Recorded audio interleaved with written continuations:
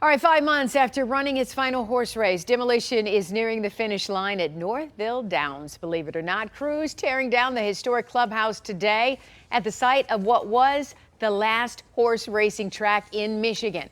It comes just weeks after the demolition of another building on the grounds, which resulted in an oil spill in the Rouge River. 7 News Detroit reporter Whitney Burney hearing from longtime residents, local business owners, and city leaders as the race to redevelop the historic site enters a brand new phase.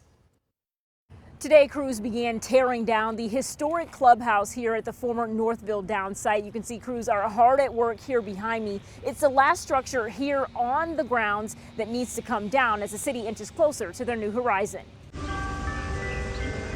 In the city of Northville, I loved all the ambiance. We used to go to the starting gate all the time. Just about everyone has a memory at the historic Northville Downs racetrack. I'm not much of a gambler, so I've only been a couple times, then I lost all my money, so I never really went back. But soon that horse track will be a memory of the past.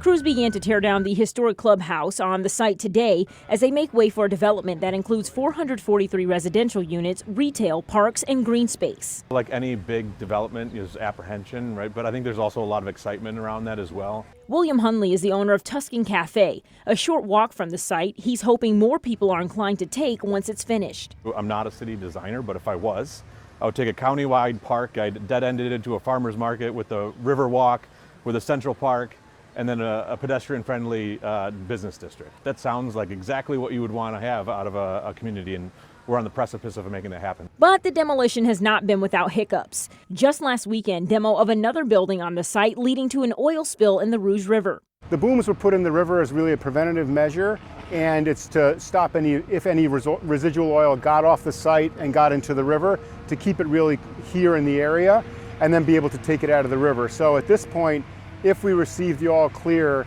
the developer will then have the booms removed maybe today. City Manager George Lahanis says they're expecting the clubhouse demo to take a few weeks, then the grading process will begin. While some neighbors I spoke with off camera shared environmental concerns surrounding dust produced by the project and potential traffic headaches once it's completed, the city says they're excited to see what's ahead. Well, it's a tremendous investment. I think it's about $350 million in total.